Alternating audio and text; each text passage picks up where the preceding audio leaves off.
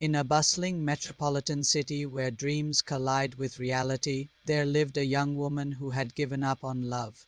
She worked as a marketing manager at a prestigious advertising firm, climbing the corporate ladder with determination and grace.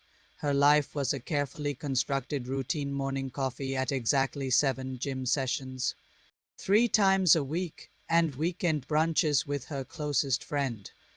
But beneath the polished exterior, her heart carried scars from a betrayal that happened 3 years ago when she discovered her had been lying to her about everything: his job, his family, even his name. One rainy Monday morning, everything changed. The elevator doors opened on the 15th floor, and standing there was a man she had never seen before. He was soaking wet, juggling a briefcase, coffee cup, and an umbrella that had clearly surrendered to the storm.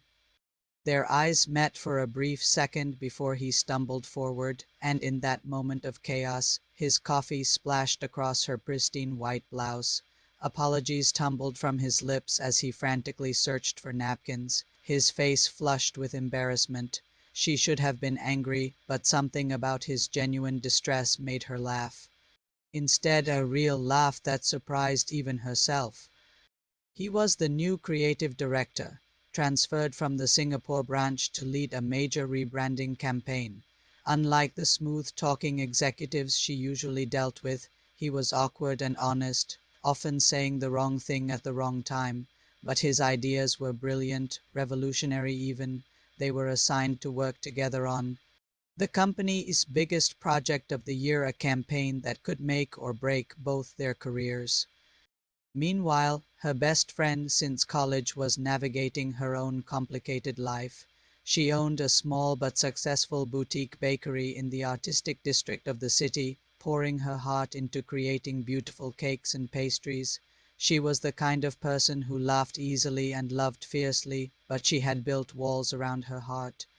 After a devastating breakup left her questioning everything she believed about love, her ex had chosen his career over their relationship. Moving to another country without even saying goodbye properly, one evening, while delivering a wedding cake to an upscale hotel, she literally crashed into someone, a food critic who was rushing out after a disappointing meal. The cake survived, barely, but her patience did not. She gave him a piece of her mind about watching where he was going, about entitled people who thought the world revolved around them. He stood there, stunned, because nobody had spoken to him like that in years. And then he did something unexpected. He smiled and asked if he could try a piece of the cake that almost became a casualty of their collision. He was not just any food critic. He was a former chef who had given up cooking after a traumatic kitchen accident left him with scars, both physical and emotional. He had loved creating food, but now he only wrote about it, keeping a safe distance from the passion that once defined him. But tasting her cake awakened something he thought was dead. There was love in every layer, story in every flavor. He found himself visiting her bakery, at first pretending to be researching for a review, but really just wanting to be near her energy, her laughter, her stubborn refusal to compromise on her standards. As weeks turned into months, these four lives became intertwined. The marketing manager and creative director spent countless hours together, their professional partnership evolving into something deeper. Late nights at the office became about sharing dreams and fears. He told her about his younger sister's death and his constant running from grief. She opened up about her broken engagement and lost faith in love. There were moments that took her breath away: the way he remembered her tea preference, how he helped her prepare presentations, the night they missed the last train and walked through the city until sunrise. The baker and critic developed their own rhythm. He visited at closing time to experiment with recipes. She challenged him to cook again, to remember his passion for food. His hands shook the first time he picked up a knife, but she was patient. Slowly, he began to heal, and she began to realize not all men run away when things get difficult, but love never comes easy. The marketing manager received an offer to head the New York office, a dream position. It meant leaving behind the man who had slipped past her defenses. She sat on her rooftop that night, torn between ambition and love. Simultaneously, the baker faced her own crossroads when a hotel chain offered to franchise her bakery. It was every entrepreneur's dream, but meant giving up creative control and time for her blossoming relationship. The creative director discovered the New York offer through gossip. Instead of confronting her, he withdrew, building walls. He had been abandoned before and was preparing for another goodbye. The critic, sensing trouble, invited both couples for dinner at his apartment, the first meal he had cooked in 3 years.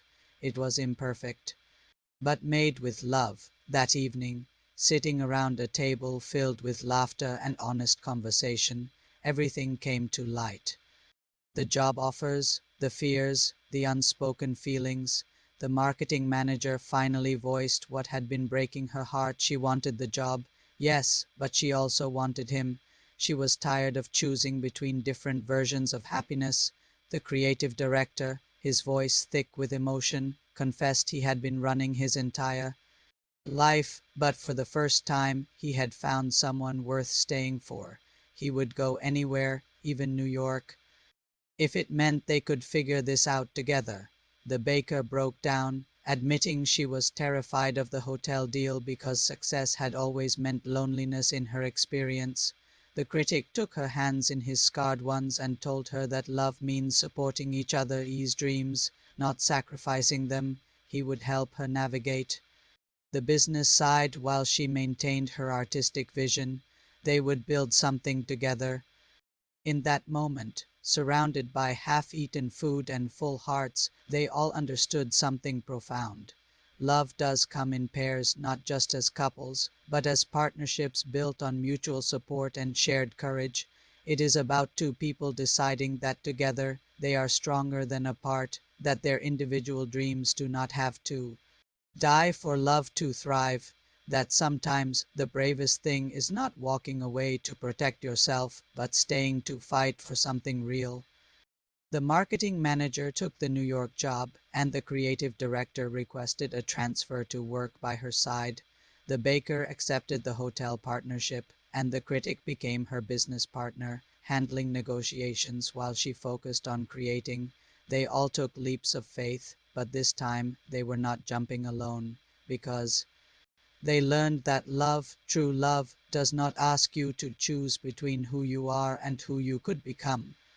It asks you to be brave enough to pursue both, with someone who believes in every version of your future.